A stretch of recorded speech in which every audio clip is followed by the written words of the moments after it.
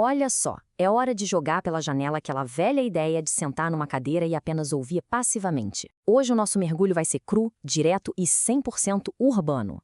Acompanhem comigo mais essa nossa análise, porque vamos destrinchar um material fascinante que faz uma afirmação muito, mas muito ousada. Hermes, aquele lendário mestre da sabedoria oculta, não é o padroeiro de bibliotecas empoeiradas. Nada disso. Ele é o padroeiro do asfalto, do comércio, da troca e do movimento constante. Certo, vamos direto ao ponto. Dá uma olhada nessa situação. Ela praticamente dita o ritmo de toda a nossa conversa hoje. O material que a gente está dissecando aponta um grande problema. Quando o tal do conhecimento esotérico é empacotado, plastificado e vendido com etiqueta de preço na internet, a coisa toda desanda. Perde totalmente o motor, sabe? A mensagem é que a verdadeira iniciação não é um produto de consumo. É algo que se vive, na pele, todo santo dia. O que já nos joga direto para a nossa seção 1, a ilusão do conhecimento comprado, o mercador de ilusões. Essa comparação aqui é genial, de verdade. De um lado da balança, a gente tem a falsa escola esotérica. Sabe como é, né? Um ambiente super passivo, caro pra caramba, totalmente inflado pelo ego, que tá ali basicamente para imprimir e vender diploma. Mas do outro lado, o caminho que as nossas fontes defendem com unhas e dentes, a iniciação na rua. É um processo ativo, totalmente gratuito e que exige uma dose cavalar de humildade. E o principal, pede provas reais no mundo real. Olha, a armadilha aqui é clássica. No exato momento em que alguém cobra por uma iniciação, a intenção vai para o ralo, despenca para o puro materialismo. O recado é claríssimo. O despertar real acontece no silêncio da mente, na relação diária. Esquece essa ideia de mestre de aluguel, porque francamente ninguém vai transmutar a alma de ninguém só porque um pagamento foi feito.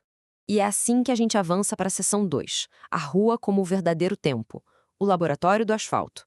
É simplesmente fascinante ver como esse material pega um conceito esotérico que parece super distante e aterra isso no concreto.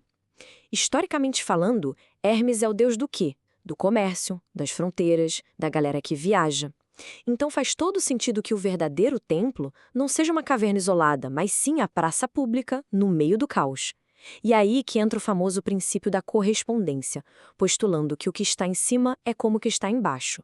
Mas na prática, o que isso significa? Significa que é perfeitamente possível mapear os nossos próprios processos mentais só de olhar para o trânsito, para o ritmo e para a bagunça organizada da cidade. A rua é um espelho gigante da mente.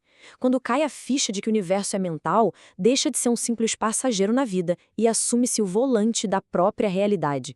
É uma mudança de chave absurda.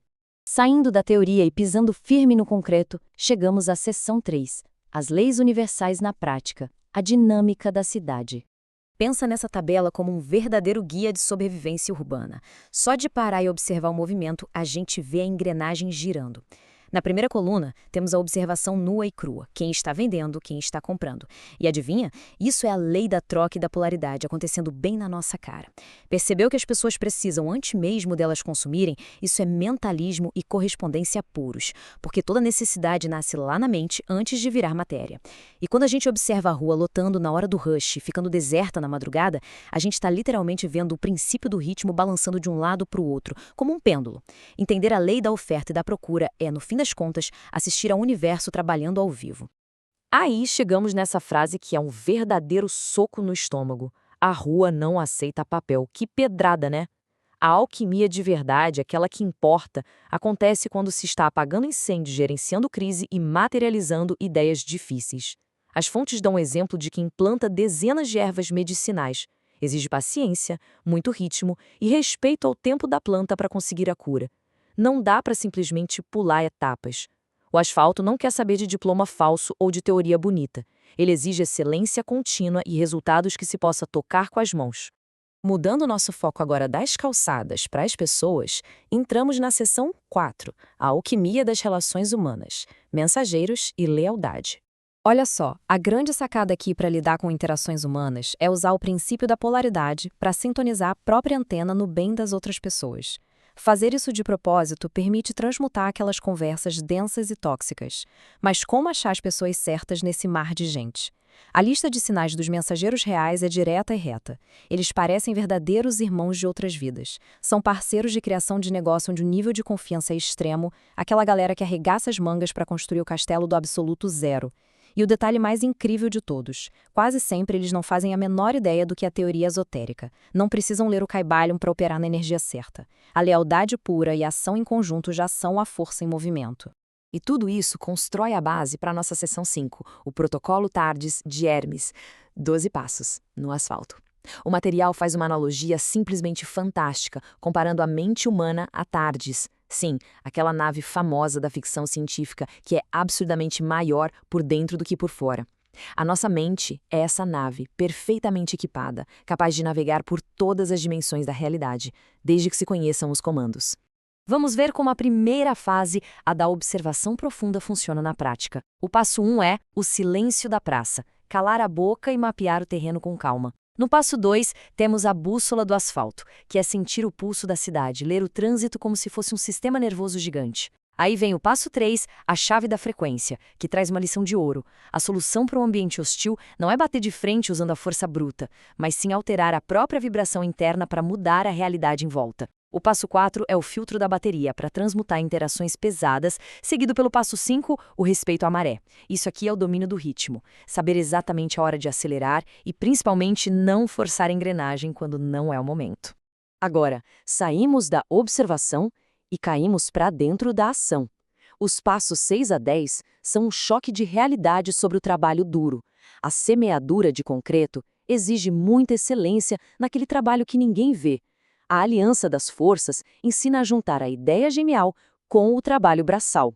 É preciso também reconhecer e dar muito valor aos copilotos reais no passo 8, mas atenção redobrada ao passo 9, o desprezo absoluto pelo ouro de tolo. Isso significa rejeitar sem dó qualquer vendedor de atalho mágico. Espiritualidade sem aplicação é puro delírio, e é por isso que o passo 10, a alquimia da matéria, amarra tudo. O conhecimento tem obrigatoriamente que virar matéria e dar frutos de verdade. A grande virada de chave dessa jornada, revelada no que a fonte chama de o enigma final, é o domínio absoluto do ego. O passo 11 deixa muito claro que a maestria mora na humildade. É a arte de saber caminhar como um verdadeiro ninguém no meio da multidão para que o fluxo natural possa se expandir. O ego só serve para causar bloqueio. E então, o passo 12 encerra tudo perfeitamente. O protocolo TARDIS 42. É a descoberta de que o veículo de exploração nunca esteve do lado de fora. A própria consciência inabalável, focada e conectada a cada milissegundo do presente, é a verdadeira e única máquina de que precisamos. Chegando ao clímax da nossa exploração, entramos na seção 6, a maestria no caos diário, o povo da rua.